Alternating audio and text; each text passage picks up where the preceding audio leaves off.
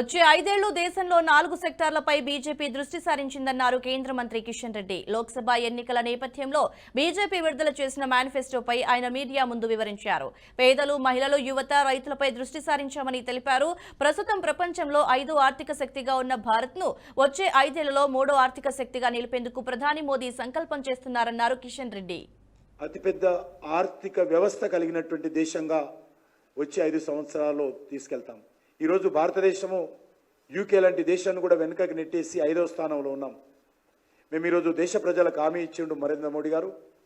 రానున్న రోజుల్లో 5వ శక్తిగా ఉన్నటువంటి భారతదేశాన్ని 3వ శక్తిగా, ప్రపంచంలో అతిపెద్ద ఆర్థిక వ్యవస్థ కలిగినటువంటి దేశంగా ఈరోజు తీసుకొస్తాము.